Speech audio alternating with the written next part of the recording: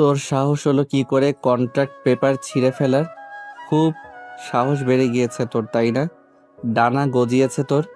কিছু সময়ের ব্যবধানে কাজের মেয়ে থেকে নিজেকে এই বাড়ির মালকিন ভাবতে শুরু করেছিস। তোকে আজ আমি মেরেই ফেলবো। বলে চুলের মুঠি ধরে টানতে টানতে ফুলে সজ্জিত বিছানা থেকে নামিয়ে নিয়ে এলো সদ্য বিবাহিত নববধূকে, তার স্বামী নামক নির্দয় ব্যক্তি। অঙ্কন ভাই, লাগছে আমার। মনে হচ্ছে মাথা থেকে সব চুল উপড়ে যাচ্ছে। মাথা ব্যথায় টনটন করছে। প্লিজ চুলের মুঠি ছাড়ুন অঙ্কন ভাই। খুব কষ্ট হচ্ছে আমার। দম বন্ধ হয়ে আসছে, বিশ্বাস করুন। আমি কোনো পেপার ছিঁড়িনি। আমি তো জানিও না আমাদের কন্ট্রাক্ট ম্যারেজ হয়েছে। গতকাল রাতে আপনি যখন আমার হাতে পেপার ধরিয়ে দিয়ে বলেছিলেন ঝটপট সাইন করে দিতে, ব্যাস আমি কিছু না পড়েই সাইন করে দিয়েছিলাম। তবে এখন বুঝেছি সেই পেপারটা কোনো সাধারণ পেপার ছিল না, ছিল আমাদের বিয়ের কন্ট্রাক্ট পেপার। যেখানে আমাদের সম্পর্কটাই একটা চুক্তির সম্পর্ক, ভিত্তিহীন, শুধুমাত্র কাগজের একটা সম্পর্ক টিকিয়ে রাখার জন্য আমি কেন কন্ট্রাক্ট পেপার ছিঁড়ে ফেলার দুঃসাহস দেখাতে যাব? দাদিমা যখন আমাকে আপনার রুমে নিয়ে আসে, তখন বড় বাবাকে আপনার রুম থেকে বের হতে দেখেছি আমি। তুই ঠিক কি মিন করছিস অজান্তা? তুই বলতে চাইছিস ড্যাড এই কাজ করেছে? দোহাই আপনার, বিশ্বাস করুন আমার কথা। আমি সত্যিই কিছু করিনি। একদম চুপ। আর একটা কথা বলবি তো একদম গুলি করে মাথার খুলি উড়িয়ে দিব। অঙ্কন চৌধুরীর বউ হওয়ার খুব শখ ছিল তোর, তাই না? তুই কি ভেবেছিলি একটা কাগজে নিজের নাম লিখে আর তিন কবুল বললেই তুই এই বাড়ির কাজের মেয়ে থেকে বাড়ির বউ হয়ে যাবি? মম ড্যাড সুইটহার্টের মতো আমার উপরও নিজের রাজত্ব দায়ের করতে পারবি? তোর এই আশা কখনো পূরণ হবে না অজান্তা।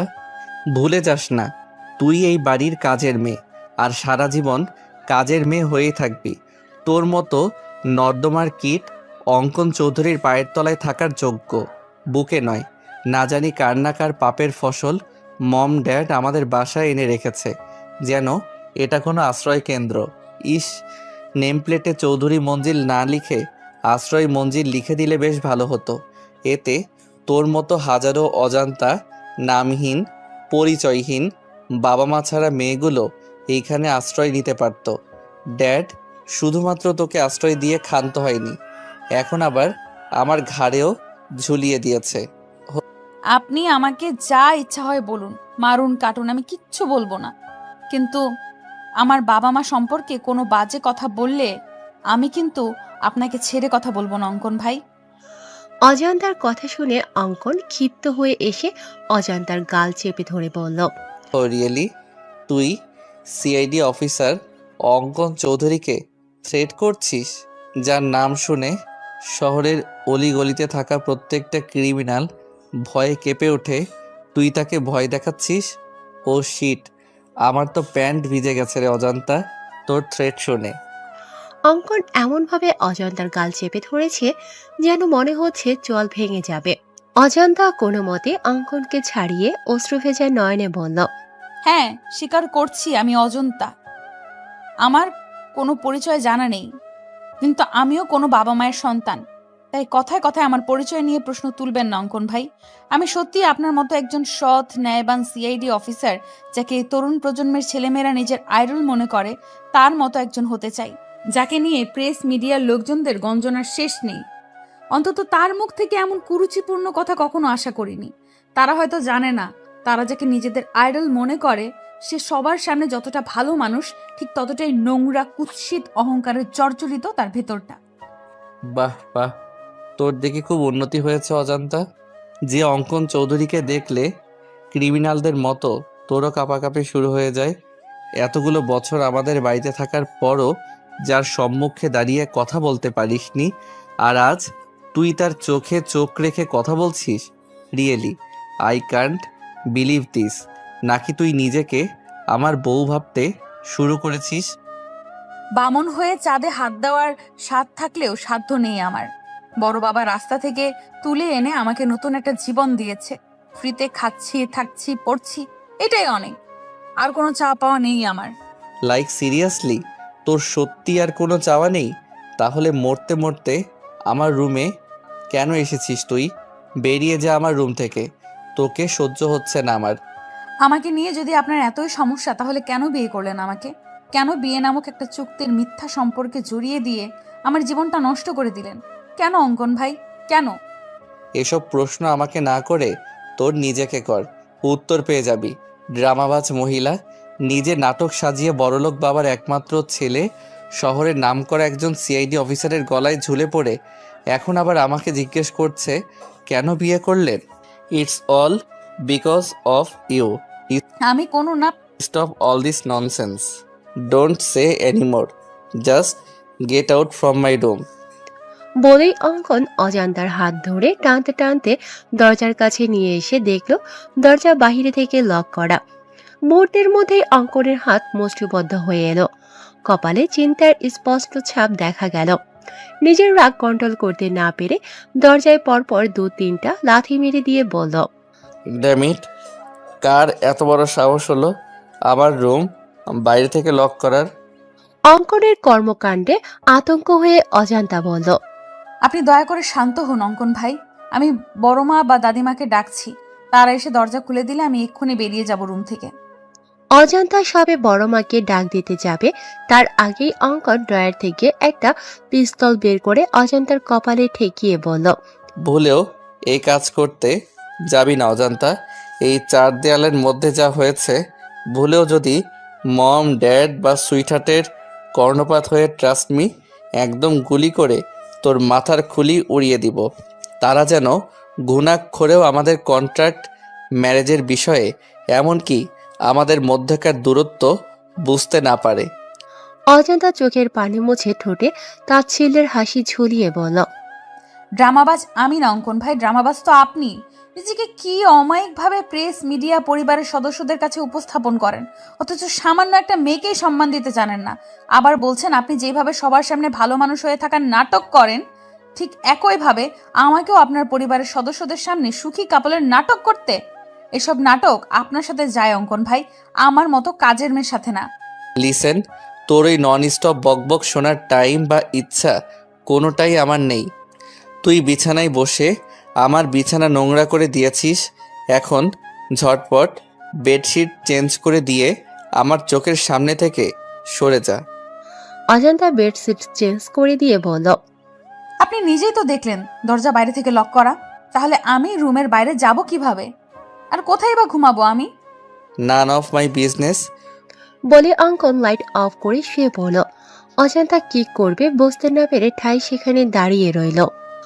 ফজরের আজানের মিষ্টি ধ্বনি কর্ণপাত হতেই তন্দ্রা কেটে যাওয়ার সাথে সাথে আপনা আপনি দর্শনেন্দ্রিয় খুলে যায় অজান্তার। অজান্তার গাত্রে এখনো বিয়ের লাল বেনারসি জড়ানো রয়েছে। বিয়ে বাসরাত নিয়ে প্রত্যেকটা মেয়ের জীবনে নানা রকম জল্পনা কল্পনা থাকে। স্বামী নামক অপরিচিত ব্যক্তির জন্য মনের গহীনে কত শত স্বপ্নের জাল বোনা থাকে। সেরকমটা অজান্তারও ছিল, অথচ তার বাসরাতে স্বামীর বিছানার জায়গাটুকু মিলেনি। তার ব্যালকনিতে রাত্রি যাপন করতে হয়েছে। হয়তো তার ললাটে এমনটাই লেখা ছিল। সারা রাত গরম আর মশার কামড়ে একটুও ঘুম হয়নি অজান্তার।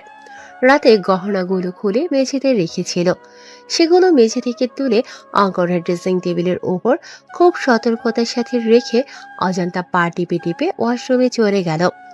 অজান্তা নামাজ পড়ার জন্য অজু করে এসে দেখে কোথাও জায়নামাজ নেই। পরক্ষণে অজান্তার চোখ পড়ে রাতে উঠিয়ে রাখা বেডশিটের ওপর। জায়নামাজ না পেয়ে অজান্তা বেডশিট বিছিয়ে ফজরের সালাত আদায় করে নেয়। অজান্তা নামাজ শেষ করে অগোছালো রুমটা পরিষ্কার করছে, এমন সময় দরজার বাহির থেকে আঞ্জুম আরা চৌধুরী গলা শুনতে পায়। দরজার অপর প্রান্ত থেকে আঞ্জুম আরা চৌধুরী বলছেন, সরি দাদু ভাই, আমি তোমাদের প্রাইভেসির জন্য বাইরে থেকে দরজা লক করে দিয়েছিলাম, যাতে তোমাদের বাসরাত আরো মধুময় হয়ে ওঠে। দুজন দুজনের মনের গহীনে পৌঁছে যেতে পারো। আই থিঙ্ক এতে তোমাদের উপকার হয়েছে। দরজা লক খুলে দেওয়া হয়েছে, ফ্রেশ হয়ে তাড়াতাড়ি নিচে এসো। সবাই অপেক্ষা করছে নবদম্পতির জন্য। দরজা খোলা পেয়ে অজান্তা নিজের রুমে চলে আসে চেঞ্জ করার জন্য। অজান্তা একটা চুড়িদার নিয়ে ওয়াশরুমে যাবে, এমন সময় নাতাশা চৌধুরী এসে বলল, অজান্তা, তুই এই রুমে কেন? তুই জানিস না বিয়ে হবার সাথে সাথে বরের ঘর নিজের ঘর হয়ে যায়? গতকাল থেকে বাবুর রুম তোরও রুম হয়ে গেছে। এখন থেকে তুই বাবুর রুমে থাকবি। আমি বাবুর রুমে গিয়ে দেখি বাবু ঘুমিয়ে আছে, কিন্তু কোথাও তোকে না পেয়ে আমার এখানে আসতে হলো। আসলে বড় মা, আমি অঙ্কন ভাইয়ের রুমেই ছিলাম, কিন্তু আমার কাপড় চোপড় সব কিছু এই রুমে রয়েছে, তাই চেঞ্জ করার জন্য এসেছি। আমি এক্ষুনি শাড়ি চেঞ্জ করে চুড়িদার পরিধান করে আসছি। তোকে শাড়িতে অনেক সুন্দর লাগছে অজান্তা, আমি তোর জন্য শাড়ি নিয়ে এসেছি। এখন কথা না বাড়িয়ে তাড়াতাড়ি শাওয়ার নিয়ে এই শাড়ি আর গতকাল তোর বড় বাবা যে গহনাগুলো তোকে দিয়েছে সেগুলো পরে নিচে আয়। ঠিক আছে বড় মা, তবে তোমার অসুস্থ শরীর, তুমি আবার কিচেনে যেও না কিন্তু। আমি চেঞ্জ করে এসে সবার জন্য নাস্তা রেডি করছি। তাছাড়া বেলি তো আছেই, ও আমাকে হাতে হাতে সাহায্য করবে। তুমি একদম আগুনের কাছে যাবে না বড় মা। নাতাশা চৌধুরী অজান্তাকে নিজের বুকে টেনে নিয়ে বলল, পাগলি মেয়েটা কত ভাবে আমার জন্য, এজন্যই আমি আর ইমতিয়াজ তোকে সারা জীবন আমাদের সংসারে রাখার লোভ সামলাতে পারিনি। এখন যা তো, ঝটপট রেডি হয়ে নিচে আয়। নাতাশা চৌধুরী বেরিয়ে গেল। অজান্তা তার দেওয়া প্যাকেট খুলে দেখে একটা কালো আর ব্লু কালারের জামদানি, 2টা শাড়ি রয়েছে, তার সাথে প্রয়োজনীয় সবকিছু। অজান্তার দেরি না করে তাড়াতাড়ি রেডি হয়ে নিচে যাবে। এমন সময় মনে পড়ে বড় মা তো গহনা নিতে বলেছিল, কিন্তু আমি তো ভুলক্রমে গহনাগুলো অঙ্কন ভাইয়ার রুমে রেখে এসেছি।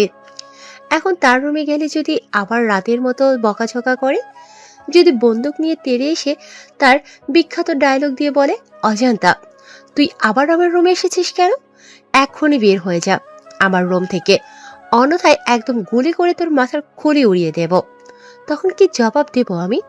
পরক্ষণেই মনে হলো এই টাইমে অঙ্কন ভাই জগিং করতে বের হয়, নিশ্চয় আজও তার ব্যতিক্রম হয়নি। আমি নিশ্চিন্তে গিয়ে আমার গহনাগুলো নিয়ে আসতে পারবো। এক বুক আশার সঞ্চার করে অজান্তা অঙ্কনের রুমের দিকে পা বাড়ালো। ফোন ভাইব্রেটের শব্দে ঘুম ভেঙে গেল অঙ্কনের।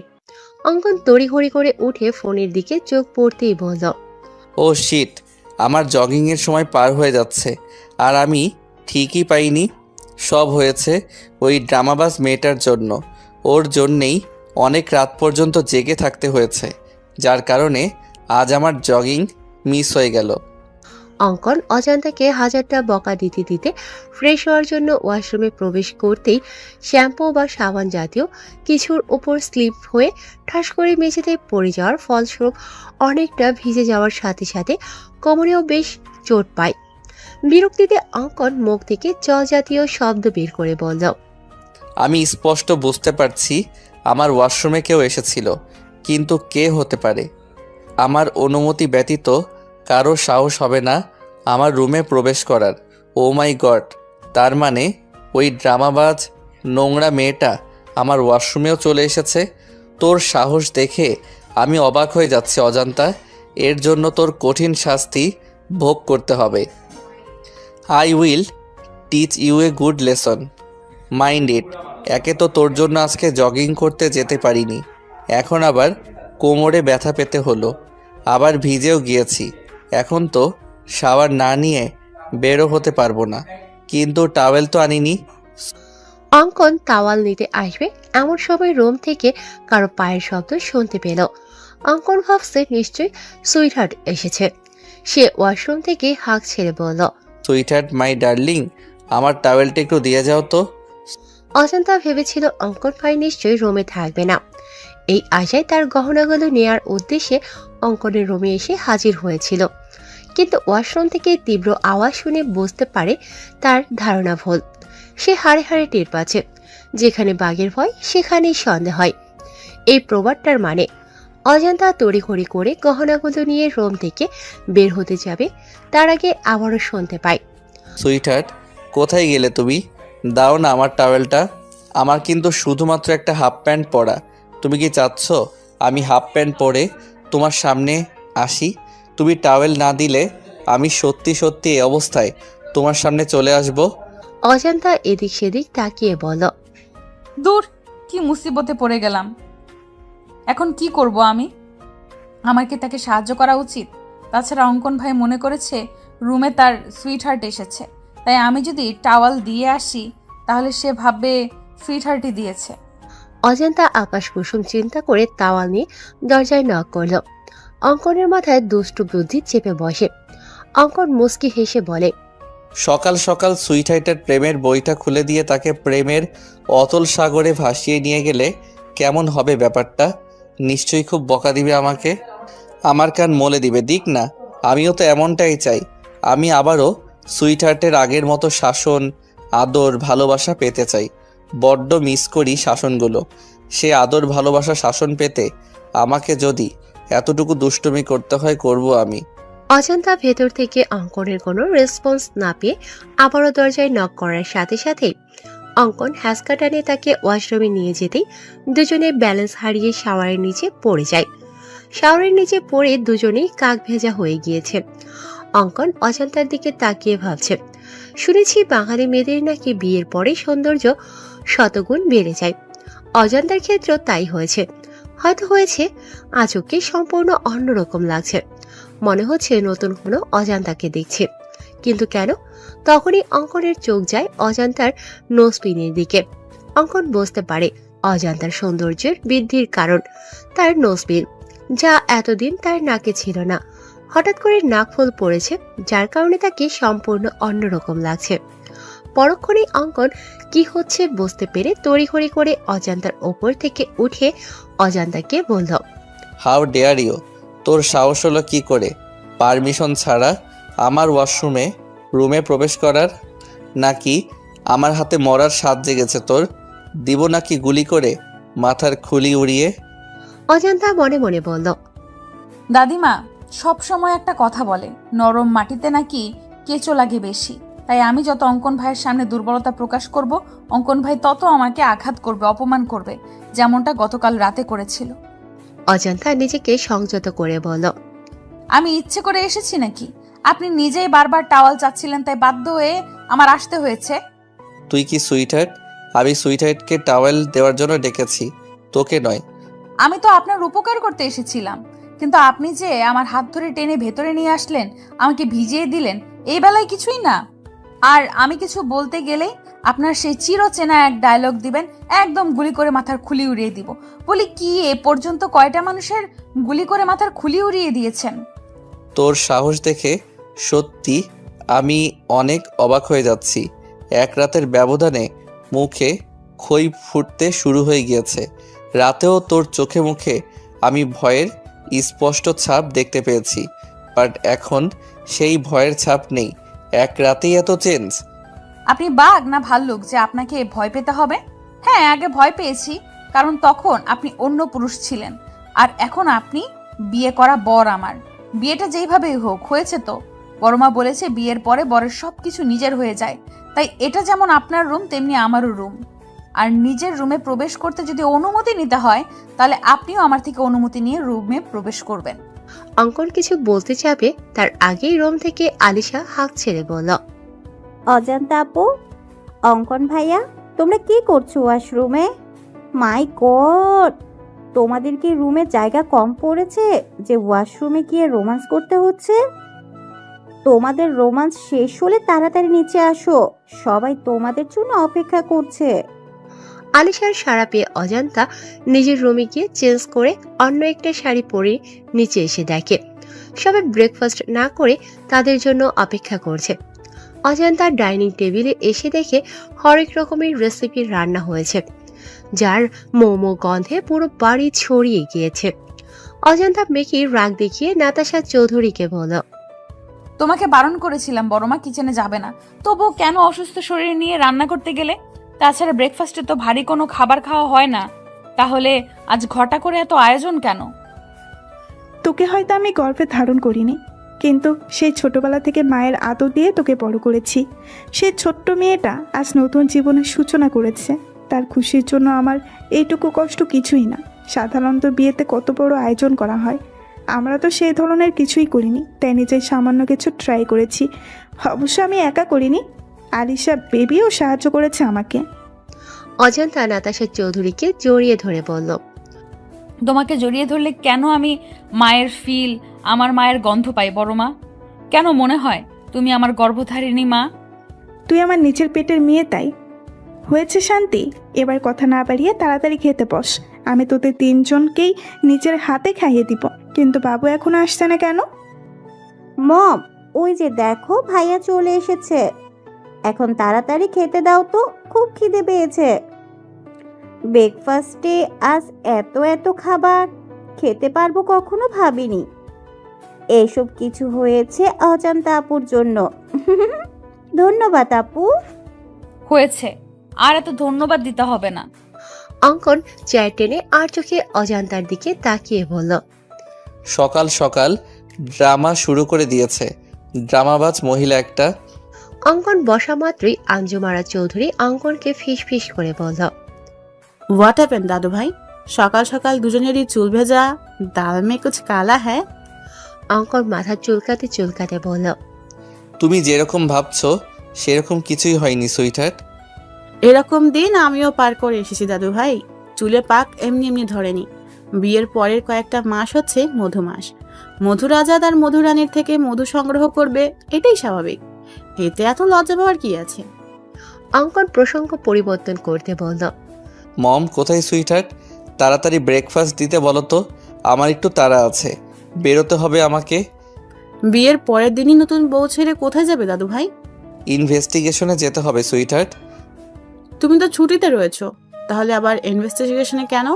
নতুন নতুন বিয়ে করছো, কোথায় বউকে একটু সময় দিবা, আদর আহ্লাদ করবা, তা নয়তো সেই ছুটছো ইনভেস্টিগেশনে।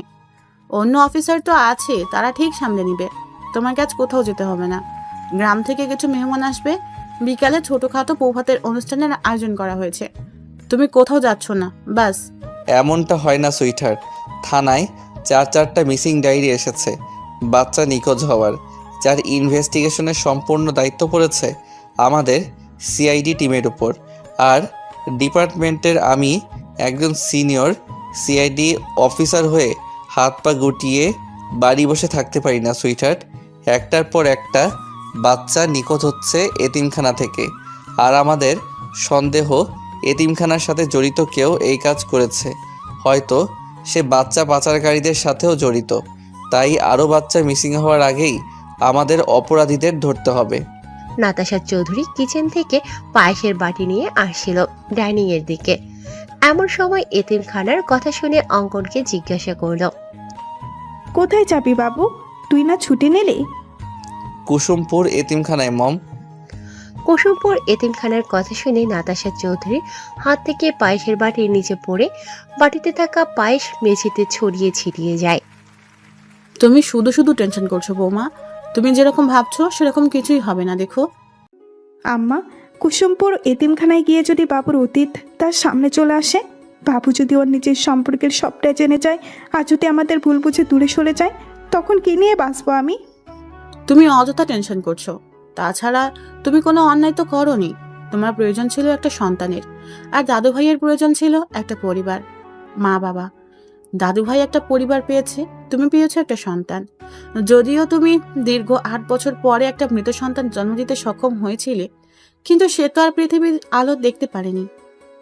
না না আম্মা, আমি মৃত সন্তান জন্ম দেইনি। যদিও চেক আপ করে আমাকে বলা হয়েছিল আমার ছেলে সন্তান হবে, কিন্তু আমার স্পষ্ট মনে আছে যখন আমার জ্ঞান ছিল আমি কন্যা সন্তানের কান্নার আওয়াজ পেয়েছিলাম। অর্থাৎ আমি কন্যা সন্তানের জন্ম দিয়েছিলাম, কিন্তু যখন আমার জ্ঞান ফিরে আসে নার্স আমার কাছে একটা মৃত ছেলে সন্তান দেয় আর বলে আমি মৃত সন্তান জন্ম দিয়েছি। আমি আগেও আপনাদের বলেছি আম্মা, কিন্তু আপনারা কেউ আমার কথা বিশ্বাস করেননি। উল্টো আমাকে সন্তান হারানোর বেদনায় মানসিক রোগী বলেছেন। বিশ্বাস করেন আম্মা, আমার সত্যিই মেয়ে হয়েছিল, কিন্তু জানি না কার নজর লেগেছিল আমার মেয়ের উপর, আমার পরিবারের উপর। তারা আমার মেয়েকে সরিয়ে তার জায়গায় একটা মৃত ছেলে সন্তান দিয়ে দিল। আর ইমতিয়াজও ভেবেছিল আমি হয়তো 8 বছর পর কোনো মৃত সন্তান মেনে নিতে পারিনি, তাই উল্টাপাল্টা বকেছি, যার কারণে ইমতিয়াজও আমার মেয়েটার কোনো খোঁজ করেনি। বলে কান্নায় ভেঙে পড়লেন নাতাশা চৌধুরী। এখন আর এসব বলে কি লাভ বৌমা? যা হবার হয়েছে। এখন বেশি না বকে তুমি একটু বিশ্রাম নাও।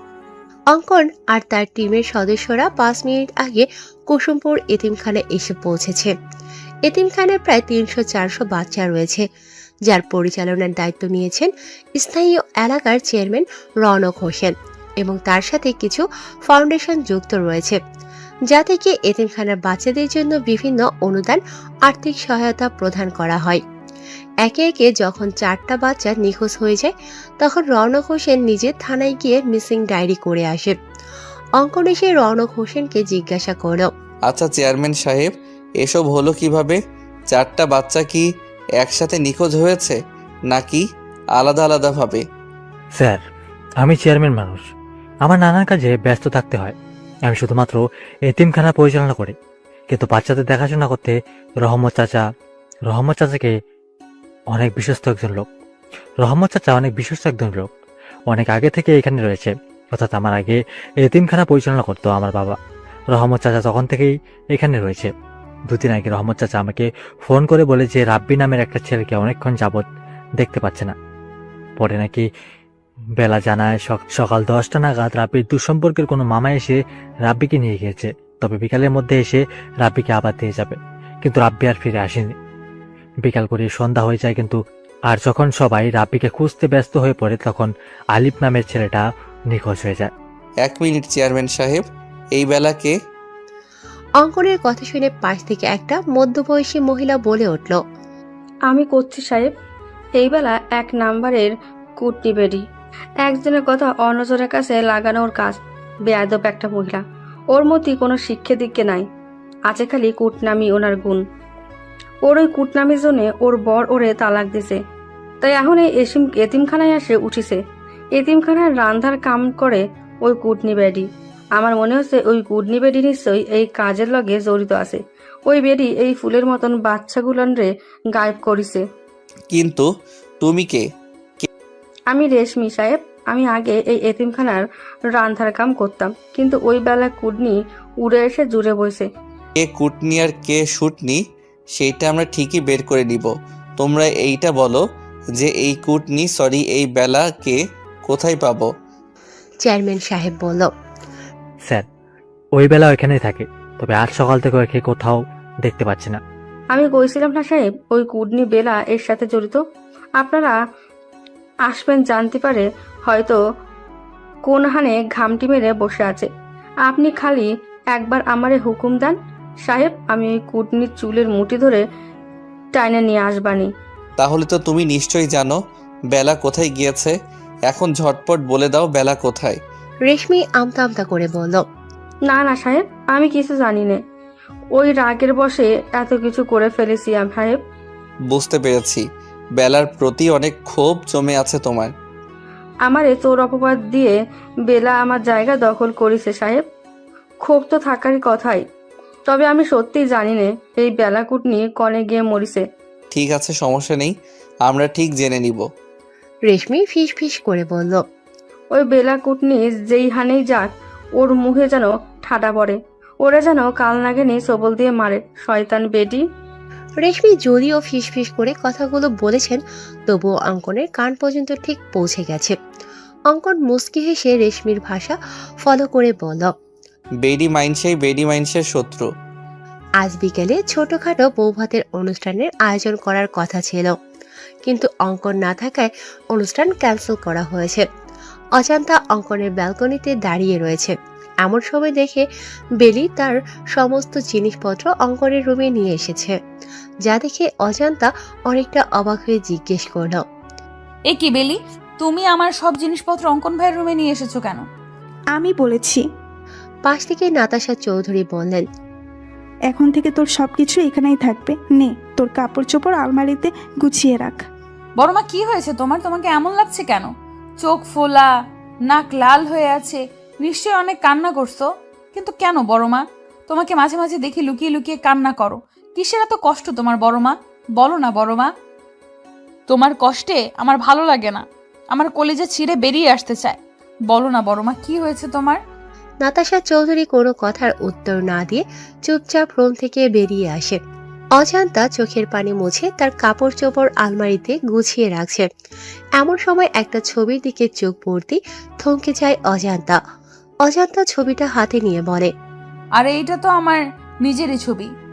অজান্তা ভালো করে লক্ষ্য করে দেখে শুধু একটা না, হাজারটা ছবি, যেগুলো দেখে বোঝা যাচ্ছে ছবিগুলো লুকিয়ে তোলা হয়েছে।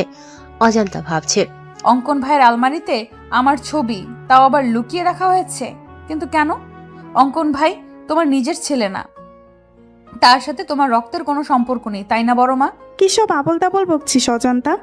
বাবু আমার নিজের ছেলে, তোকে এসব কথা কে বলছে? এই কাগজটা জানো এটা কিসের কাগজ? জন্ম নিবন্ধনের কাগজ, যেখানে অঙ্কন ভাইয়ের নামের জায়গায় অঙ্কন চৌধুরী নয়, অঙ্কন তালুকদার দেওয়া।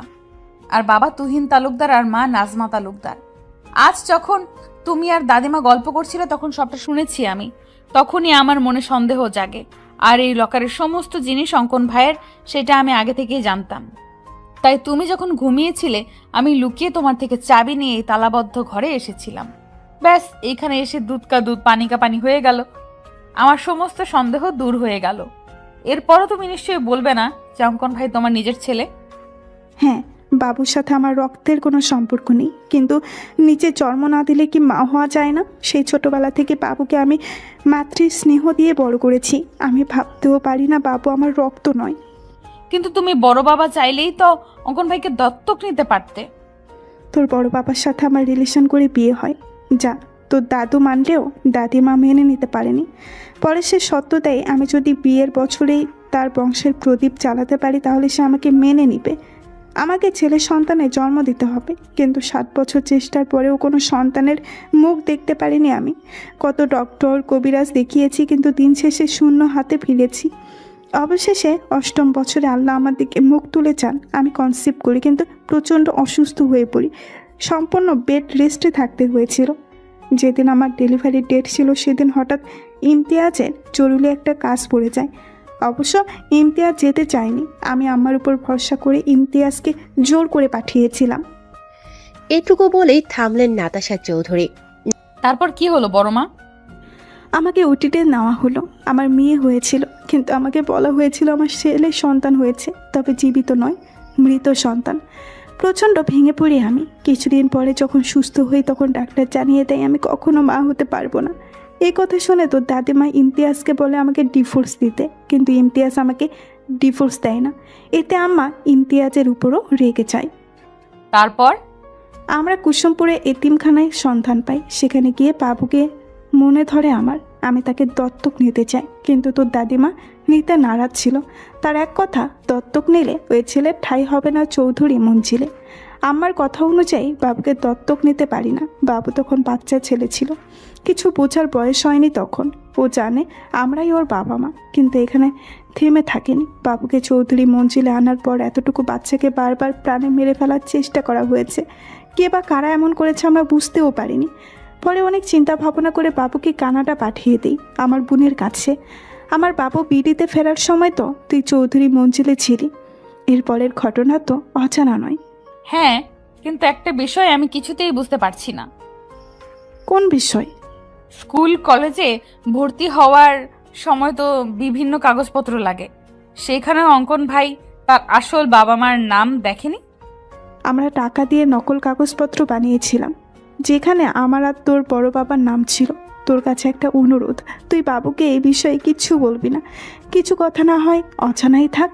তুমি চিন্তা করো না বড় মা, আমি অঙ্কন ভাইকে কখনো এই বিষয়ে কিছুই বলবো না। নাতাশা চৌধুরীর অজান্তার কপালে চুমু দিয়ে বলল, রাত 11টা বেজে গিয়েছে, এখন বাবু ফিরল না। ফোনটাও বন্ধ বলছে। জানি না কোথায় আছে এই ছেলেটা।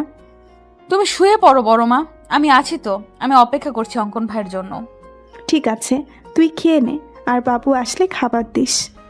হ্যাঁ রে বাবা, দিব। তুমি যাও, নিশ্চিন্তে ঘুমিয়ে পড়ো।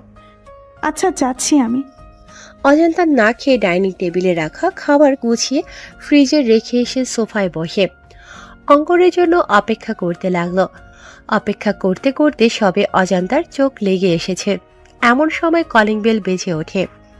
অজান্তার দরজা খুলে দেখে অঙ্কন এসেছে, কিন্তু তাকে অনেক বিধ্বস্ত দেখাচ্ছে। এলোমেলো চুল, গায়ে পরিধানকৃত শার্ট ও এলোমেলো লাল চোখ, মনে হচ্ছে কান্না করার ফলে এমন হয়েছে। অঙ্কন দরজার বাইরে থেকে জিজ্ঞাসা করলো, এখনো ঘুমোসনি কেন? ছি ছি ছি, অঙ্কন ভাই আপনি সিগারেট খেয়েছেন? এতটা অধপতন ঘটেছে আপনার? মাই লাইফ মাই রুলস, আমার যা খুশি তাই করব। তোর কোনো প্রবলেম আছে? আর তোর প্রবলেম থাকলেও আমার কিছু যায় আসে না। বলে অজান্তাকে ধাক্কা দিয়ে সরিয়ে নিজের রুমে চলে যায় অঙ্কন। অজান্তা দরজা বন্ধ করে দিয়ে কিচেনে গিয়ে 1 গ্লাস ঠান্ডা শরবত করে নিয়ে আসে অঙ্কনের জন্য। কিন্তু রুমে এসে দেখে অঙ্কন রুমে নেই। তিনি ব্যালকনিতে দাঁড়িয়ে দাঁড়িয়ে মনে সুখে সিগারেটের ধোঁয়া ওড়াচ্ছেন। অজন্তা সোজা গিয়ে অঙ্কনের ঠোঁট থেকে সিগারেট টান দিয়ে নিচে ফেলে দিয়ে বলে, কি সমস্যা আপনার? তো কোথায় থাকবে? তোর সব জিনিসপত্র আমার রুমে কেন? আপনি হয়তো জানেন না, কিন্তু আমি ঠিকই জানি। বরের জিনিসপত্র যেখানেই থাকবে, বউয়ের জিনিসপত্র সেখানেই থাকবে। এটাই স্বাভাবিক, তাই না? অঙ্কন কিছু বলার আগেই অজান্তা বলল, অন্য ছেলেরা অফিস থেকে ফিরে বউকে জড়িয়ে ধরে ক্লান্তি দূর করে, কিন্তু আপনি তো সাধু সন্ন্যাসী, বউয়ের ধারে কাছেও ঘেঁষবেন না। তাই আপনার জন্য ঠান্ডা শরবত করে এনেছি, নিন নিন, শরবত পান করে ক্লান্তি দূর করুন। I don't know, no need. অবশ্যই প্রয়োজন আছে। তুই কিন্তু একটু বেশি বকছিস অজান্তা। আমার সামনে থেকে যা, নয়তো একদম গুলি করে মাথার খুলি উড়িয়ে দিব। থাক ভাই, খুলি উড়ানোর কোনো প্রয়োজন নেই। আপনি ফ্রেশ হন, আমি উপরে আপনার জন্য খাবার নিয়ে আসছি। অজান্তা খাবার নিয়ে এসে দেখে অঙ্কন শাওয়ার নিয়ে লুঙ্গি পড়েছে, যা দেখে অজান্তার হাসি কিছুতেই থামছে না। অজান্তাকে হাসতে দেখে অঙ্কন ধমক দিয়ে বলল, ফ্রিতে সার্কাস দেখেছিস নাকি? আপনি লুঙ্গি পরেছেন? আগে তো কখন আপনাকে লুঙ্গি পরতে দেখিনি। অজান্তা অঙ্কনকে খাবার দিয়ে সেখানেই দাঁড়িয়ে রয়েছে। সেও রাতে খায়নি, মনে হচ্ছে পেটের মধ্যে ক্ষুধায় হরতাল শুরু করে দিয়েছে। অজান্তা ভাবছে, আমাকে একটু খাইয়ে দিলে অঙ্কন ভাইয়ের কি জাতমান চলে যেত। অজান্তার মুখের কথা মুখে থাকতেই অঙ্কন জিজ্ঞেস করল, কেন, তুই কি চোখে কম দেখিস? লুঙ্গি আমি প্রতি রাতেই ঘুমাতে যাওয়ার আগে পরি। তুই নিশ্চয়ই আমার সাথে ঘুমাস না, যে তাই দেখতে পাবি। আর গরমকালে লুঙ্গি মানেই এসি। লুঙ্গি থাকলে এসি চালানোর কোনো প্রয়োজন হয় না। এখন বেশি কথা না বলে খাবার রাখ আর বিদায় হ। রাতে খেয়েছিস তুই? ব্যাস এইটুকু কথায় অজান্তার মনে যেন প্রেমের বইটা বইতে শুরু করলো। অজান্তা অনেকটা অভিমানে সুরে বলল, আমার ক্ষুধা নেই। আমি জিজ্ঞেস করেছি খেয়েছিল কিনা, ক্ষুধা আছে কি নেই এটা জিজ্ঞেস করিনি। বেশ অপমান বোধ করে অজান্তা। অজান্তা ভাবছে রুম থেকে বেরিয়ে যাবে, কিন্তু তার আগেই অজান্তাকে অবাক করে দিয়ে অঙ্কন এক লোকমা খাবার অজান্তার মুখের সামনে তুলে ধরে, যা দেখে খুশিতে অজান্তার চোখে পানি চলে আসে। অজান্তা আবেগে আপ্লুত হয়ে জিজ্ঞেস করে, আমাকে ভালোবাসেন অঙ্কন ভাই? দেখতে দেখতে কেটে গেল কয়েকদিন। কেসের ইনভেস্টিগেশন চলছে, কিন্তু কাঙ্ক্ষিত কোনো তথ্য বা প্রমাণ এখনো পাওয়া যায়নি। অঙ্কন এতিমখানার সব বাচ্চাদের চকলেট দিয়ে তাদের মনোরঞ্জন করার পর তাদের জিজ্ঞাসা করছে তারা কিছু জানে বা দেখেছে কিনা। এমন সময় অঙ্কনের ফোন বেজে উঠল। অঙ্কন কল রিসিভ করে বলল, হ্যাঁ ঈশান বলো, ওই দিকের কি খবর, কিছু জানতে পেরেছো কি? হ্যাঁ স্যার, এতিমখানা থেকে 3 কিলো দূরে একটা জঙ্গল রয়েছে। ওই জঙ্গলে বেলা নামের মহিলাটার লাশ পাওয়া গেছে। আমরা আশেপাশে লোকদের ছবি দেখে জিজ্ঞেস করেছি, তারা নিশ্চিত করেছে এটা বেলার লাশ। মনে হচ্ছে মাথায় আঘাতের ফলে এর মৃত্যু হয়েছে। কিভাবে মৃত্যু হয়েছে সেটা তো ফরেনসিক রিপোর্ট এলে জানা যাবে। তুমি এক কাজ করো, লাশটাকে ফরেনসিক ল্যাবে পাঠিয়ে দাও।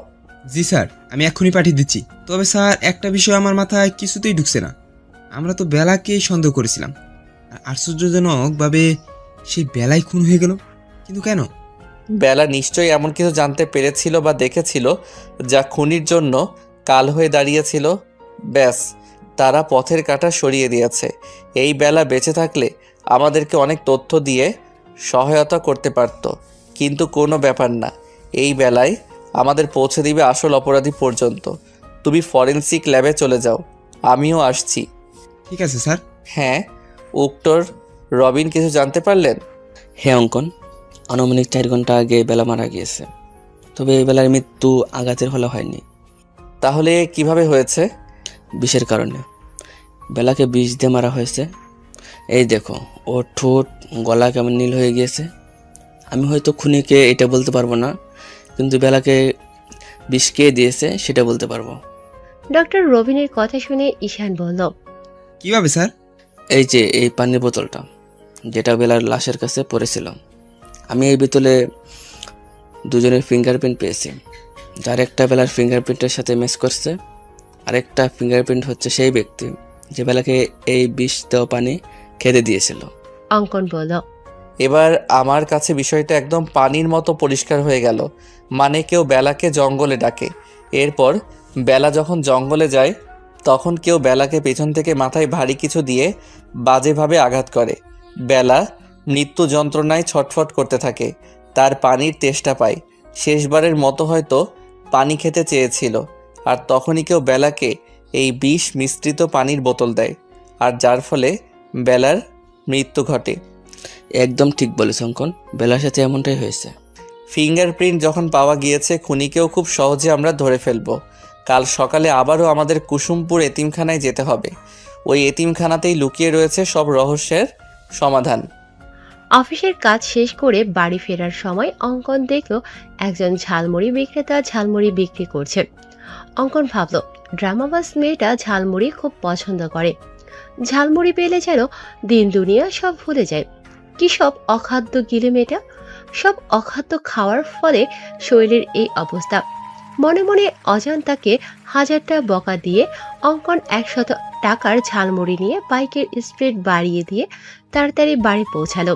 অঙ্কন ভেবেছিল হয়তো অজান্তা তার ফেরা অবধি অপেক্ষা করবে, কিন্তু কলিং বেল পেয়ে দরজা খুলে দিল নাতাশা চৌধুরী। যা দেখে অঙ্কন বলল, মম, তুমি এখনো জেগে রয়েছো কেন? জেগে না থাকলে দরজা খুলে দিত কে শুনি? কেন, তোমার আদরের মেয়ে অজান্তা কোথায়? অজান্তা বলল যে ওর নাকি শরীর খারাপ লাগছে, তাই আমি ওকে রুমে পাঠিয়ে দিয়েছি। অঙ্কন বলল, শরীর খারাপ টারাপ কিছু না, সব ওর ড্রামা। মানে কি বলতে চাইছিস বাবু? কিছু না মম। ঠিক আছে, ফ্রেশ হয়ে আয়, আমি খাবার দিচ্ছি। ঠিক আছে মম। অঙ্কন রুমে এসে দেখল অজান্তা ব্যালকনিতে বিছানা করেছে।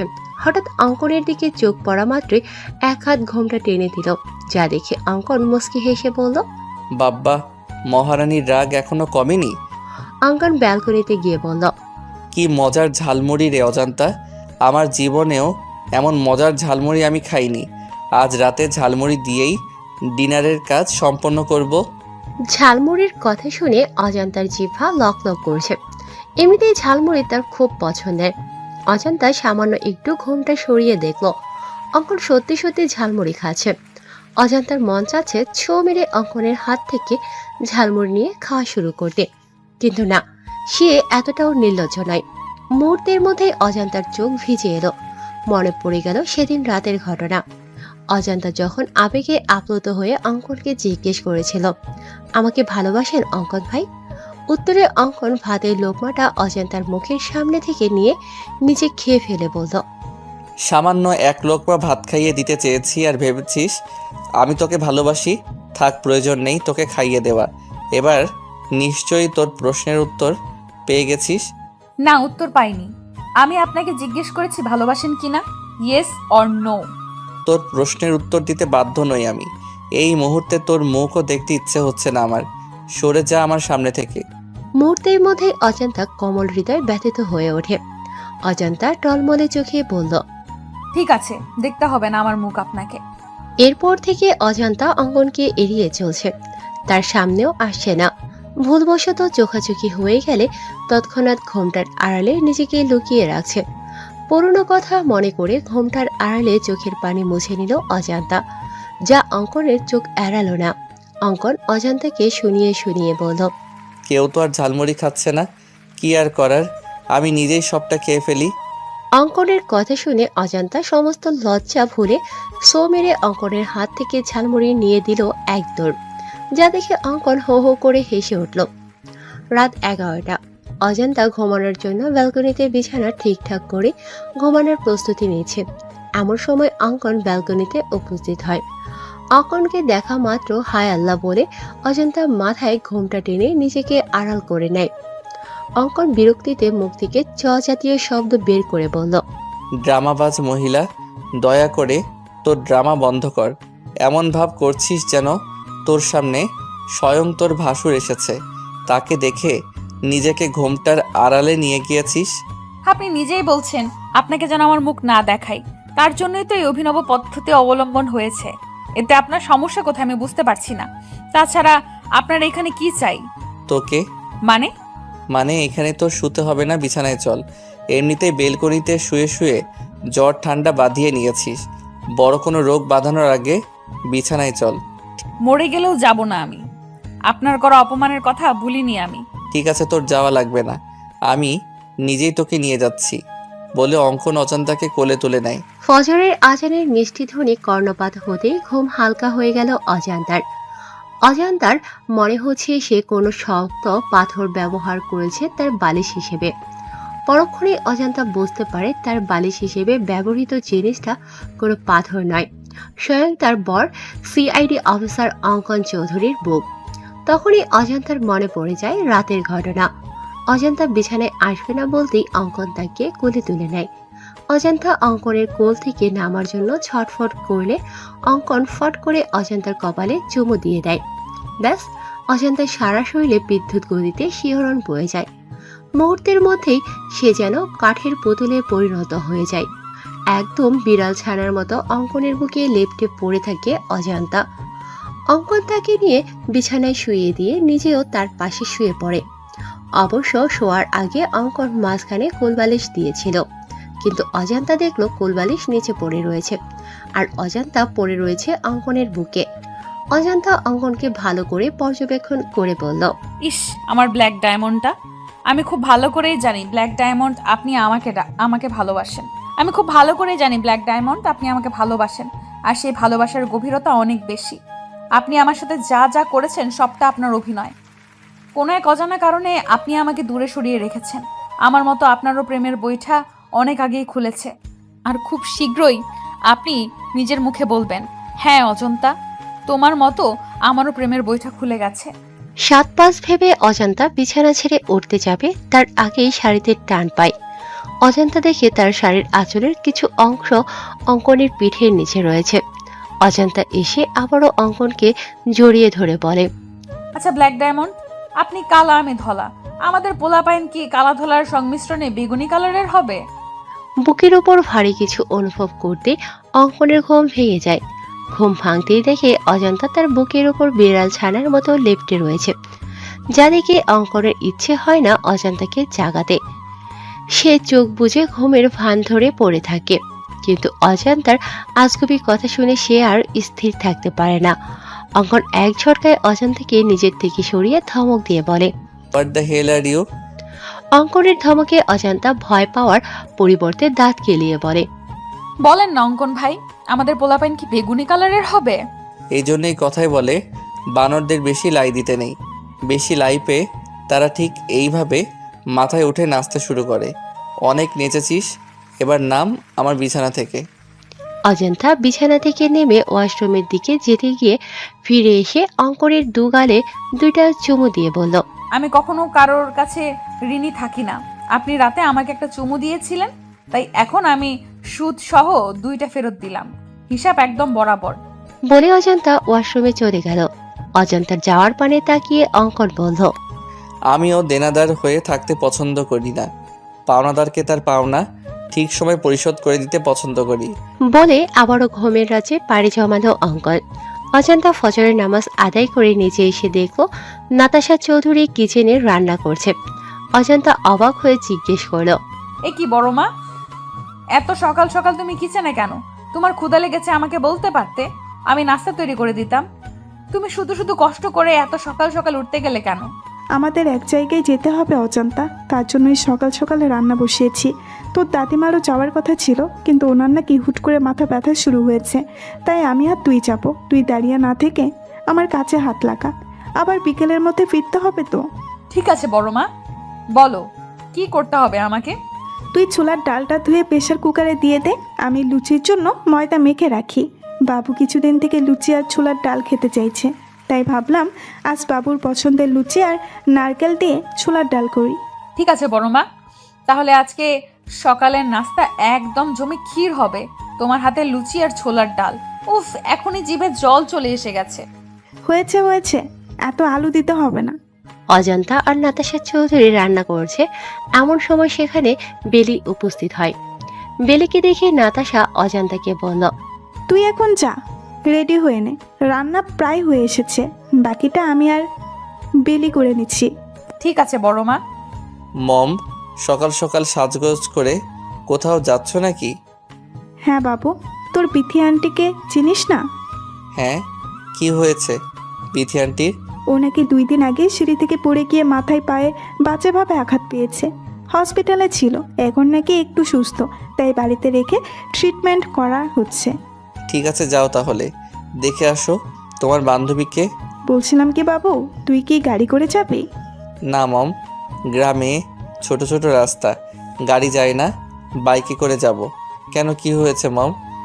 তোর ড্যাড গাড়ি নিয়ে বেরিয়েছে, এখন আমরা কিভাবে যাব বুঝতে পারছি না। এক কাজ করো মম, বাসে করে চলে যাও।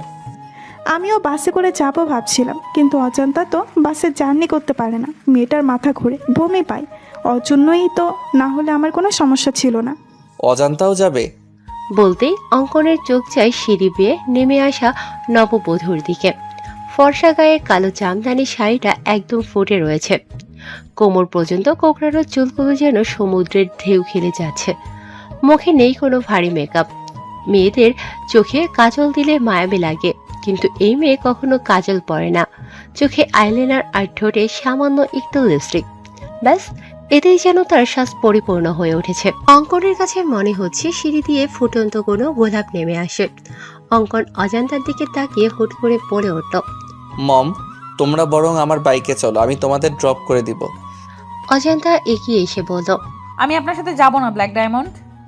অঙ্কন তেড়ে এসে বলল, বেশি পাকনামি করলে একদম গুলি করে মাথার খুলি উড়িয়ে দিব।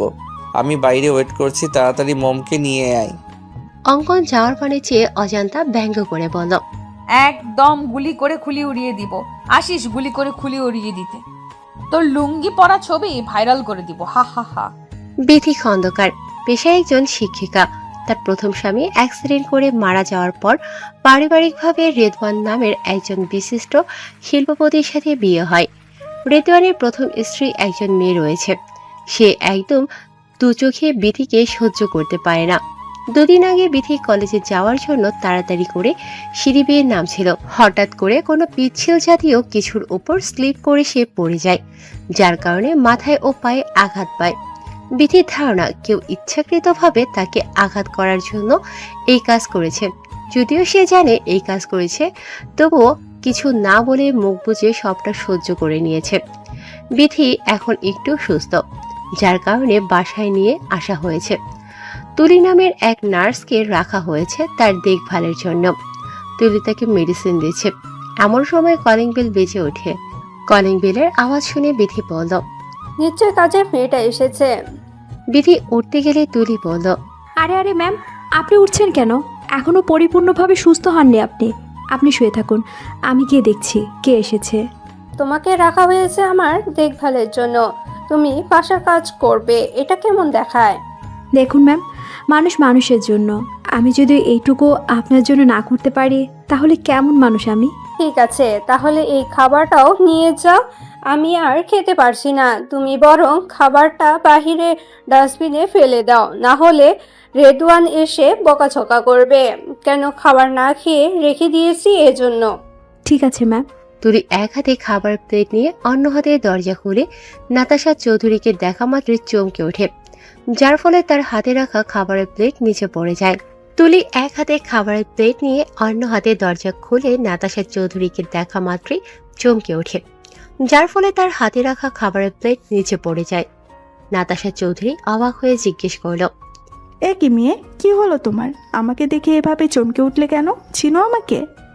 তুলি তৎক্ষণাৎ নাতাশা চৌধুরীর পা জড়িয়ে ধরে বলল, আমাকে আপনি ক্ষমা করে দিন ম্যাম, আমি আপনার সাথে অনেক বড় অন্যায় করেছি, কিন্তু কথায় আছে না, পাপ কখনো বাপকেও ছাড়ে না।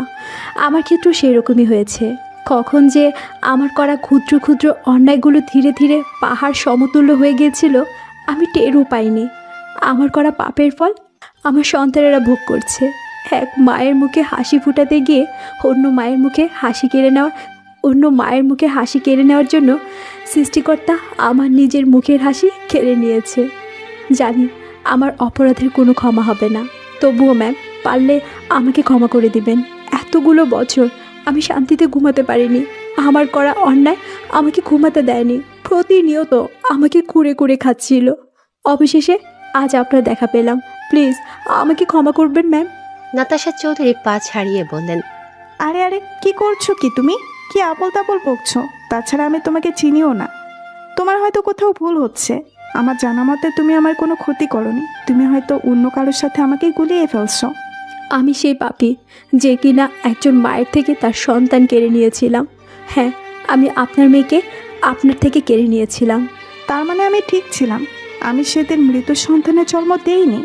হ্যাঁ ম্যাম, 5 বছর ধরে আমার কাজিন নিঃসন্তান ছিল। শুধুমাত্র একটা সন্তানের জন্য প্রতিনিয়ত শ্বশুরবাড়ির সবার কাছে নির্যাতনের শিকার হতো। এমনকি ওর স্বামী ওকে ডিভোর্স দিতে চেয়েছিল। একদিন হসপিটালে এসে ও আমার হাত জোর করে বলে ওকে যেন একটা বাচ্চা চুরি করে দেই, এতে যদি কোনোভাবে ওর সংসারটা টিকে যায়। আমি প্রথমে রাজি হইনি, পরে ও আমাকে নানাভাবে ইমোশনাল ব্ল্যাকমেল করে। এক পর্যায়ে আমি রাজি হই। আমার টার্গেট ছিল কোনো বড়লোকের সন্তান চুরি করা। আমার কাজিনকে কথা দেওয়ার 2 দিন পরে আপনি হসপিটালে এডমিট হন। খোঁজ নিয়ে জানতে পারি আপনারা অনেক বড়লোক, কিন্তু আপনিও 8 বছর নিঃসন্তান থাকার পরে একটা বাচ্চার মুখ দেখতে যাচ্ছেন। যখন এটা জানতে পারলাম তখন আমার সিদ্ধান্ত থেকে আমি সরে আসি। কিন্তু বিপত্তি ঘটে আপনার মেয়ে হওয়ার পর। ডক্টর যখন সমস্ত ফর্মালিটি পূরণ করে চলে যায়, তখন আমি আর মীরা একজন নার্স থাকি ওখানে। কিছুক্ষণ পরে একজন ওয়ার্ড বয় এসে জানায় মীরাকে নাকি কেউ ডাকছে। মীরা যাওয়ার পর কোথা থেকে একজন মহিলা এসে আমাকে বলে আমি যেন আপনার মেয়েকে সরিয়ে তার জায়গায় কোনো মৃত সন্তান রাখি। ব্যাস, এইটুকু কাজের জন্য যে আমাকে 50,000 টাকা দিতে চায়। টাকা দেখে আমার মধ্যে লোভসত্তা জাগ্রত হয়। একদিকে কাজিনের মুখের হাসি, অন্যদিকে 50,000 টাকা।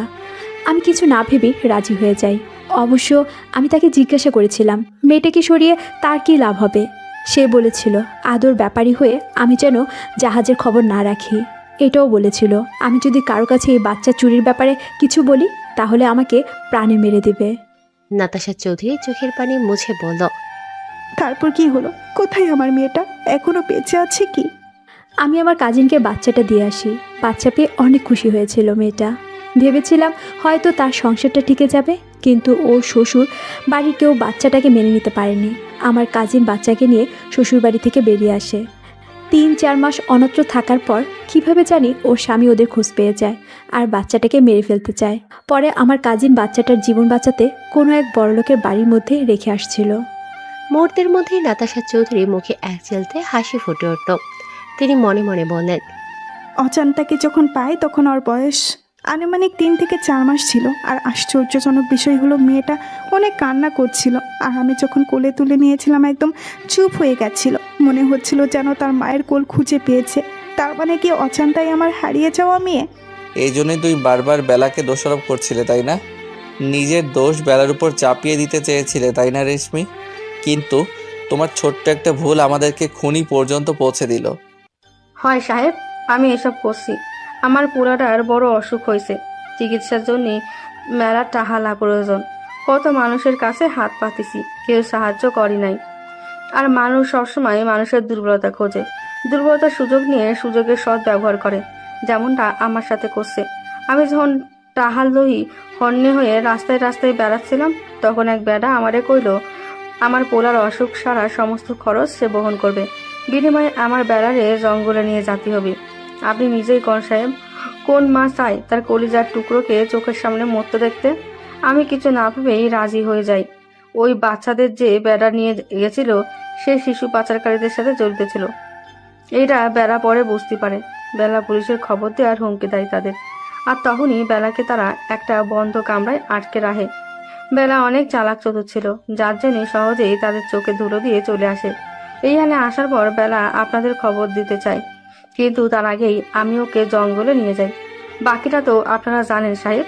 নিজের ছেলেকে বাঁচানোর জন্য খুনের মতো এত জঘন্য একটা কাজ করতে একটু বিবেকে বাঁধেনি তোমার? তুমি আমাদেরকে বলতে পারতে, আমরা তোমার বাচ্চার চিকিৎসা করাতাম। আচ্ছা, ওই লোকটা কে ছিল যে বাচ্চাদের নিয়ে গিয়েছিল? আর এসবের পিছনে কে বা কারা রয়েছে কিছু বলতে পারবে তুমি? এসবের পেছনে একজন বেডি মানুষ আছে সাহেব। তুমি শিওর? হ্যাঁ সাহেব, যে বেটা বাচ্চাদের নিয়ে গেছিল সে ফোনে করছিল, মা ওইদিকে সব ঠিকঠাক আছে তো? 2-1 দিনের মধ্যেই বাচ্চাদেরকে পাচার করে দিব, আর বিনিময়ে আমরা কোটি কোটি টাকা পাবো। এই 2 দিন একটু কষ্ট করে তুমি বাচ্চাদের সামনে রাখো মা। বেটার কথা শুনে আমি বুঝতে পারছি এসবের পেছনে তার মা রয়েছে, অথবা যে রয়েছে তাকে সে মা ডাকে। মা থাকুক বা বাবা থাকুক, আমরা ঠিক তাকে ধরে ফেলবো। তবে তুমি যা করেছো এর জন্য তুমিও শাস্তি পাবে। শাস্তির জন্য প্রস্তুত হও রেশমি। মাঝরাতে কোনো কিছুর শব্দে ঘুম ভেঙে যায় অঙ্কনের। পাশে অজান্তাকে না পেয়ে অনেকটা চিন্তিত হয়ে যায় অঙ্কন। অঙ্কন নিচে এসে অজান্তাকে না পেয়ে কি মনে করে ছাদে চলে যায়। ছাদে এসে দেখে কেউ একজন ফিসফিসিয়ে কথা বলছে, যা পুরোপুরি বোঝা যাচ্ছে না। অঙ্কন বোঝার চেষ্টা করে ঠিক কি কথা হচ্ছে। অঙ্কন সামনের দিকে এগিয়ে যেতেই তার কানে বাজে, বাচ্চাদেরকে এই চৌধুরী মঞ্জিলে রাখা হয়েছে শুধুমাত্র সকালের অপেক্ষা, সকালে তাদের পাচার করে দেওয়া হবে। মুহূর্তের মধ্যেই অঙ্কনের পা থমকে যায়। অঙ্কন ভাবতে থাকে, কে হতে পারে এই মহিলা? কণ্ঠস্বর ভালো করে বুঝতে পারছি না। আমাদের বাড়িতে মহিলার সংখ্যা 4 জন, মম, অজান্তা, সুইটহার্ট আর বেলি। মম বা সুইটহার্ট এখন এই কাজ করবে না। তাছাড়া মম ড্যাড তো ঘুমোচ্ছে, সুইটহার্টও নাকি অসুস্থ। বেলি রুমও ভেতর থেকে লক করা দেখে আসলাম। একমাত্র অজান্তা রুমের বাইরে রয়েছে। ও নো, তাহলে কি এসবের পিছনে অজান্তা রয়েছে? অজান্তাই করেছে এইসব। সকাল 10টা। চৌধুরী মঞ্জিলে সবাই ব্রেকফাস্ট করছে। এমন সময় ইমতিয়াজ চৌধুরী অঙ্কনকে বলল, আরে বাবু, কেসটা কত দূর আগালো? বাচ্চাদের কোনো খোঁজ পেয়েছিস? অনেকদিন হয়ে গেল এই কেসের ইনভেস্টিগেশন করছিস। হ্যাঁ ড্যাড, শুধু বাচ্চাদেরই খবর পাইনি, এর সাথে যারা যারা জড়িত আছে সবার খোঁজ পেয়ে গিয়েছি।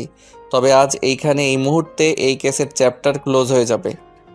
অঙ্কনের কথা শুনে আঞ্জুমারা চৌধুরী বললেন, কি বলছো দাদু ভাই? তার মানে আসল অপরাধী এই চৌধুরী মঞ্জিলে রয়েছে? হ্যাঁ সুইটার, ড্যাড দুধ কলা দিয়ে কালসাপ পুষেছে। মানুষ গিরগিটির থেকেও ভয়ঙ্কর। এরা যে পাতায় খায় সেই পাতায় ফোঁটা করে। মানুষকে বিশ্বাস করার থেকে কুকুরকে বিশ্বাস করা ভালো, কারণ মানুষ বিশ্বাসঘাতকতা করলেও কুকুর কখনো বিশ্বাসঘাতকতা করবে না। অঙ্কনের কথার আগামাথা বুঝতে না পেরে নাতাশা চৌধুরী বলেন, তুই ঠিক কি বলতে চাইছিস বাবু? একটু ক্লিয়ার করে বল তো। মানছি তুই একজন সিআইডি অফিসার, তাই বলে তুই বাড়ির লোকদের সন্দেহ করছিস? আমাদেরকে তোর অপরাধী মনে হয়? মম, তুমি খুব ভালো করে জানো আমি কখনো প্রমাণ ছাড়া কথা বলি না।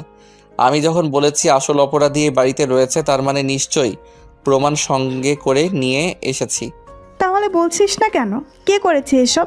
কে বা কারা এর পেছনে রয়েছে? অজান্তা। অজান্তার কথা শুনে আঞ্জুমারা চৌধুরীর মুখে হাসি ফুটে উঠল। তিনি বললেন, আমার প্রথম থেকেই এই মেয়ের উপর সন্দেহ ছিল। নিশ্চয়ই ও টাকার জন্য এসব করেছে। লোভী মেয়ে একটা। দাদু ভাই, তুমি বরং ওকে নিয়ে জেলে ভরে দাও। কত বড় সাহস! সিআইডি অফিসারের বাড়িতে থেকেই বাচ্চা পাচার করছে। না জানি আরো কি কি অপরাধের সাথে জড়িত আছে এই মেয়ে। আর কত ভালো মানুষের মুখোশ পরে থাকবে সুইটহার্ট। অনেক ভালো অভিনয় করতে পারো তুমি। অমানুষের আড়ালে দিব্যি ভালো মানুষের মুখোশ পরে রয়েছ। তোমার মুখোশ খোলার সময় এসে গিয়েছে তো। এখন ভালোই ভালোই তুমি নিজের মুখটা সবটা স্বীকার করবে, নাকি আমি নিজেই? অঙ্কনের বাকি কথা শেষ হওয়ার আগেই আঞ্জুমারা চৌধুরী তোতলাতে তোতলাতে বলল, এসব তুমি কি বলছো দাদু ভাই? আমি এসব করেছি মানে? এই ইমতিয়াজ, কি বলছে এই ছেলে? মাকে অপমান করছে আর তুমি চেয়ে চেয়ে দেখছো? কেমন ছেলে তুমি? হ্যাঁ তুমি করছো সুইটহার্ট। কিভাবে পারলে এমনটা করতে? কিসে কম ছিল তোমার? আমি প্রথমে ভেবেছিলাম এই সব কিছু অজান্তা করেছে, কিন্তু যখন ছাদ থেকে নেমে আসি তখন দেখি অজান্তা কিচেনে রয়েছে। তখনই আমার মনে সন্দেহ জাগে। আমি তোমার রুমে গিয়ে দেখি তুমি নেই। বিছানায় বালিশের গায়ে কাঁথা দেওয়া রয়েছে, যাতে কেউ দেখলে মনে করে তুমি এখানে শুয়ে রয়েছ। আর তুমি যেহেতু আগে থেকে অসুস্থ হওয়ার নাটক করেছো, তাই সবাই ভাববে হয়তো তুমি অসুস্থতার জন্য ভুলে গিয়েছো দরজা লক করতে। তুমি নিজেকে অনেক চালাক মনে করো, তাই না সুইটহার্ট, ওরফে শিশু পাচারকারী দলের লিডার? অঙ্কনের কথা শুনে ইমতিয়াজ চৌধুরী তেড়ে এসে অঙ্কনকে থাপ্পড় দিয়ে বলল, হাউ ডেয়ার ইউ! একটা বাইরের ছেলে হয়ে তোর সাহস হলো কি করে আমার মাকে অপমান করার? বাইরের ছেলে কথাটা শুনে অঙ্কনের পা